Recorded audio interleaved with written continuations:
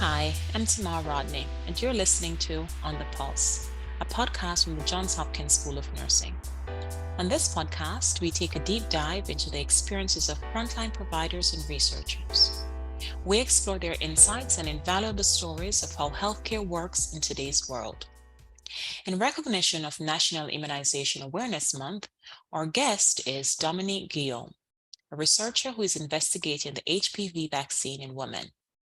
Her research focuses on drivers of vaccination among Haitian immigrant women and understanding how cultural influences and risk perception of cervical cancer affect engagement with vaccination. She has also worked on studies with the International Vaccine Access Center, exploring challenges and facilitators of HPV vaccination coverage in low and middle income countries. In addition, Dominique is a PhD candidate at the Johns Hopkins School of Nursing. Welcome, Dominique. Thank you, Dr. Rodney. It's a pleasure to have the opportunity to speak to you today. So how about we start off with, can you tell us why are you studying the HPV vaccine and what exactly is the HPV vaccine and who is it recommended for and why? So HPV stands for human papillomavirus, and it is transmitted sexually and also through close skin-to-skin contact. And HPV is the primary cause of cervical cancer. So globally, over 90% of cervical cancers are attributable to infection with high-risk strains of HPV. In addition, HPV causes other forms of cancer, including penile, rectal, vaginal, vulva, esophageal, and head and neck cancers. So the vaccine itself was developed in 2006. And as of current, there are three types of vaccines available. You have the bivalent vaccine, which protects against two high-risk strains of HPV, the quadrivalent vaccine, which protects against four high-risk strains, and then the nanovalent vaccine, which protects against nine high-risk strains of HPV. So currently in the United States and in more so high-income countries, the nanovalent vaccine is available. In low and middle income countries, the bivalent and quadrivalent vaccines are available. And there's been a lot of discussion in terms of how to really get the nanovalent vaccine accessible to low and middle income country settings as well. The reason why I am studying the HPV vaccine is because it is the primary cause of cervical cancer, and it is the primary prevention method. The HPV vaccine itself is the primary prevention method for cervical cancer. However, uptake globally is relatively inadequate. And so that's what really drove my interest in looking at the vaccine uptake and intention amongst high-risk communities. So in regards to the population that it is recommended for, the target communities for HPV vaccination, it is approved for individuals between 9 to 26 years old, and that age was actually extended to up to 45 years old as of recent.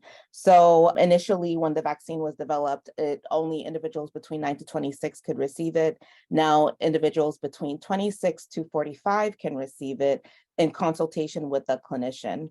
However, it is more effective when it is administered prior to sexual debut.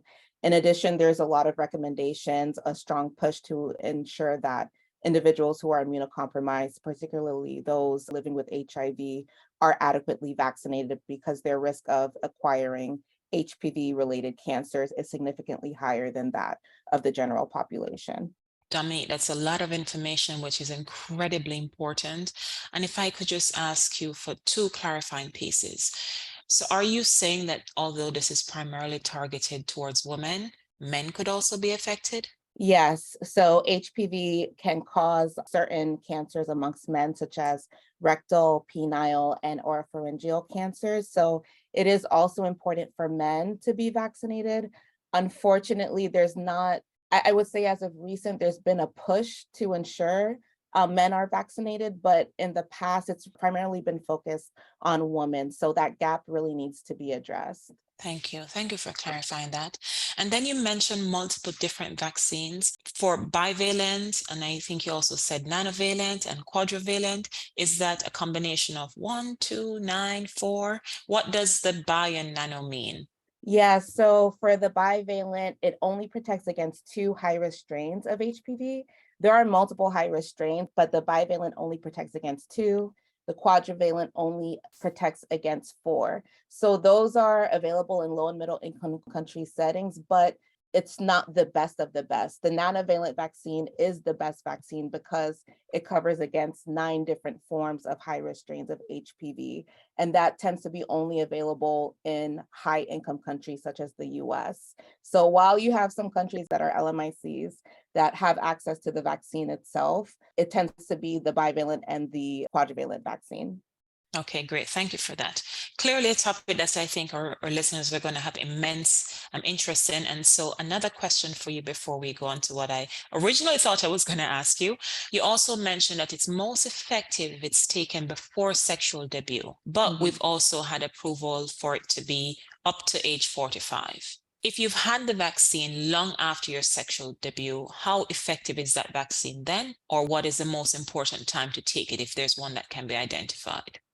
There's still efficacy after sexual debut. However, the best time frame is prior to sexual debut, because after sexual debut, you more than likely have already been exposed to HPV. So it's best when you haven't engaged in sex, which is why the age range goes down so low to 9 years old. And as a matter of fact, there's a current study ongoing by Merck Pharmaceuticals to look at the safety and immunogenicity for individuals as young as 4 years old. So really, pre-adolescents are the target age range. But if you do get it after sexual debut, then there's still some efficacy. However, as I said, not as potent as prior to sexual debut. Thank you for clarifying those. So the role of the clinician becomes extremely important in providing information is what we're saying, especially when kids and parents are engaging in healthcare. So we know a lot more about vaccines now, but we also have a lot more mistrust about vaccine, particularly in the light of the COVID-19 pandemic. But HPV vaccine has been most widely accepted, it's accepted as safe. Have you noticed any change in HPV vaccine since the pandemic or as a result of the pandemic? Yes, and I also would say, interestingly, the HPV vaccine, there's been a lot of hesitancy even before the COVID-19 pandemic, and COVID-19 itself amplified that. So prior to COVID, a lot of parents were deterred to vaccinate their kids. And that was mainly because the vaccine itself was framed as a STI prevention vaccine. So there was this notion of, why would I vaccinate my 9-year-old from a condition that is spread sexually, instead of framing it as a cancer prevention vaccine. So now a lot of parents continue to be deterred to vaccinate their kids. There was a recent study published in JAMA that analyzed data from 2015 to 2018 that showed that parents continue to be deterred to vaccinate their children against HPV. Now with COVID, that's been further amplified. I don't know the exact data in regards to how much hesitancy has been amplified, but there's been a lot of anecdotal evidence that has implicated COVID-19 as being one of the factors that's resulted in low HPV vaccination uptake, both in high-income country and low and middle-income country settings. And as we all know that vaccination and COVID affected specific population. And interestingly, you have chosen a population that has been hit by both. So can you tell us a little bit more about what your research entails, specifically with the Haitian immigrant women? And what are some of the cultural influences that impact vaccination within this group? So Haiti has one of the highest rates of cervical cancer in Latin America. It has the highest rate of cervical cancer in the Caribbean. A lot of global organizations have indicated that Haiti may actually have one of the highest rates of cervical cancer incidence and mortality globally. So that risk is also prevalent amongst Haitian migrants here in the United States. And I also want to mention that the HPV vaccine itself is not publicly available in Haiti. So you have this risk of cervical cancer amongst newly arrived migrants here in the United States. However, there hasn't really been a lot of work done to get a deeper understanding of some of the underlying drivers of that risk. So my work, which is focused in South Florida, which has the largest number of Haitian migrants in the US, explores women's risk perception towards cervical cancer and their cultural beliefs that may influence their decisions to engage in cervical cancer prevention behaviors, including HPV vaccines. From what you've done so far, what are some of the concerns that they might have expressed as to why they would not want to receive the vaccine? So there's been a lot of interesting findings so far. Right now, I'm doing qualitative interviews with my participants, and off the bat, there's low knowledge, which is expected, mainly because, as I said, the vaccine does not exist in Haiti. There's not a lot of prioritization of cervical cancer within Haiti. So people are coming in with their baseline knowledge levels. However, what I found is that because there's a lack of knowledge, there's a lack of awareness, people use supernatural causes to explain cervical cancer and cancer in general. So the notion or the perception is, okay, you're telling me about this vaccine, but my belief is that this is a disease, cervical cancer itself is a disease that someone with ill intent can throw on me. So a disease that someone can send to me. So why would I engage in vaccination behaviors if I wouldn't be 100% protected, because someone can always send this illness to me? There's a supernatural or mystical cause of the disease or explanation of the disease, which is something that needs to be addressed in order to really promote engagement in vaccination behaviors.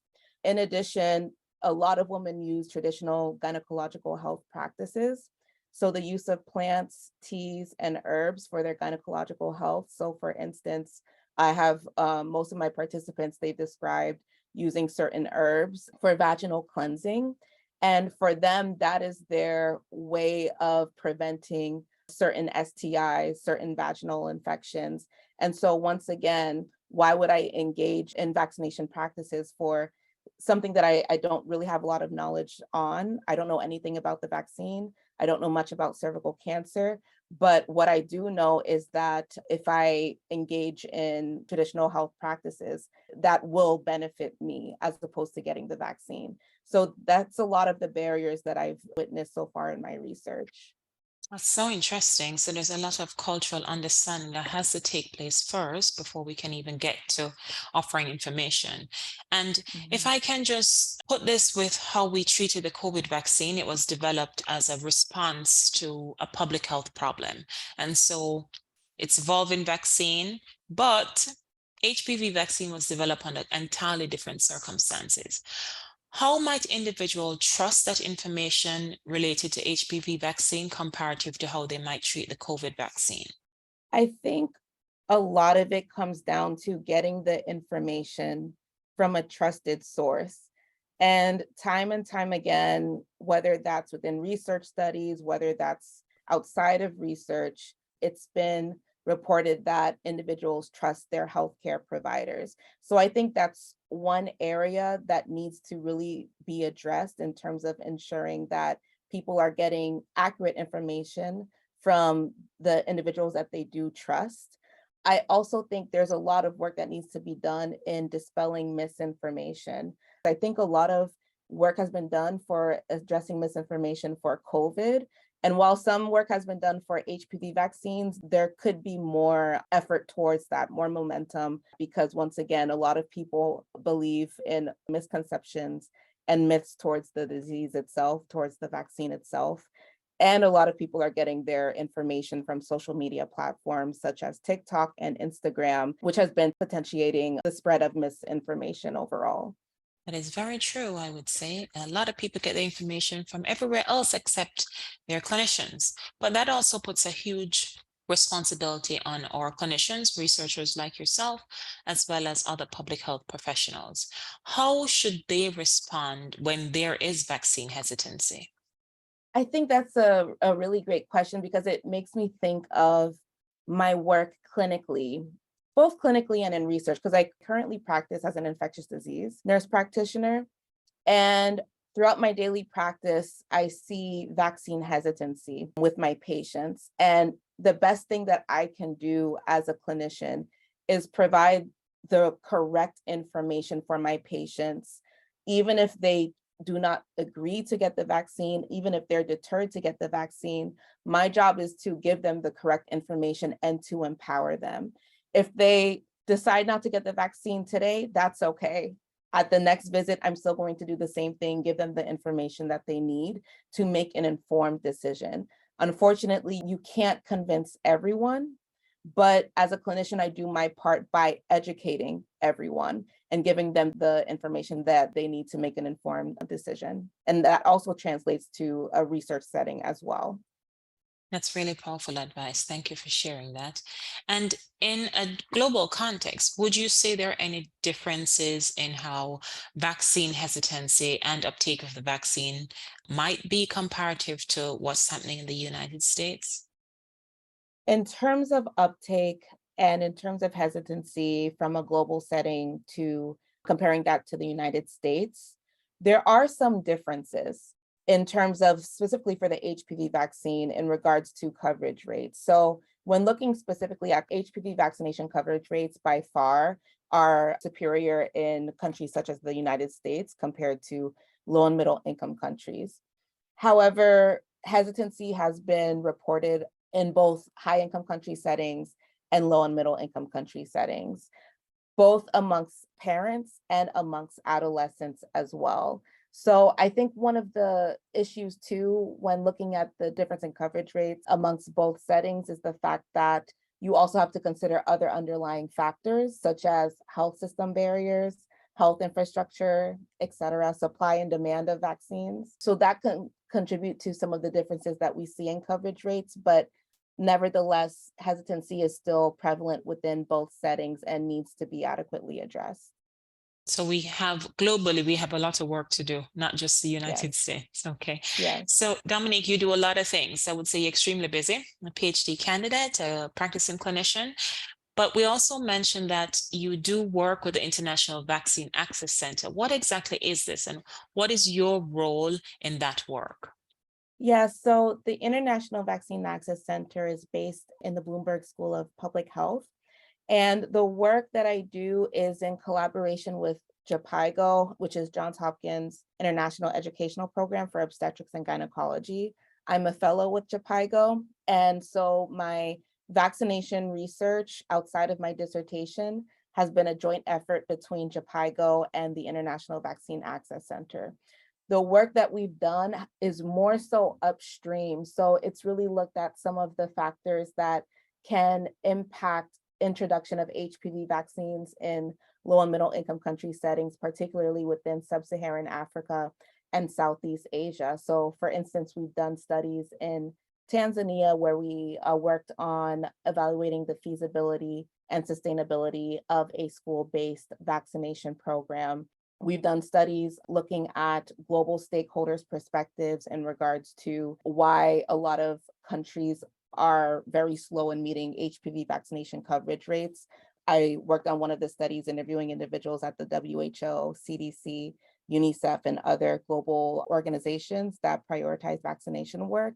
So as I said, it's more so upstream, which is really great because it's given me, I truly believe that my experience has been comprehensive in that my clinical work and my dissertation work is more downstream patient facing. And my work with IVAC and my work with JPIGO is more so upstream from a policy level. So it's really interesting to be able to combine the two and see what the connection is between upstream and downstream determinant for HPV vaccines. That's a wonderful opportunity that you get to have. And in consideration of HPV itself or the vaccine, are there any final thoughts that you would share to our listeners? I would say, I think for those who are working directly with patients, especially, making sure that patients are adequately informed and educated. I think there's been such a focus towards COVID, and other vaccines have kind of fallen on the wayside and aren't as prioritized.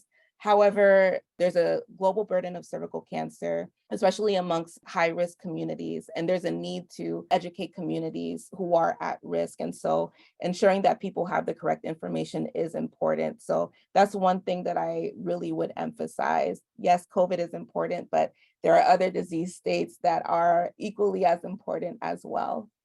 I think that's an excellent message to leave with our listeners. Dominique, thank you so much for sharing your knowledge on the HPV vaccine. We appreciate all the work you're doing, both upstream and downstream, to inform individuals and communities about vaccination. Vaccines of all kinds are important to public health, and it's important that health professionals provide open and honest information in order for us to live healthy and in flourishing society. So thank you again for joining us. Thank you, Dr. Rodney. It was a pleasure to have the opportunity to chat with you today. And thank you to everyone for listening to this episode of On the Pulse. If you enjoyed this podcast, please share it with someone you know and subscribe through Apple, Stitcher, and Spotify. You can also find us on the Health Podcast Network at healthpodcastnetwork.com/nurse. Be sure to also check out our On the Pulse blog at magazine.nursing.jhu.edu. You can learn more about the Johns Hopkins School of Nursing at nursing.jhu.edu. Thanks again for listening.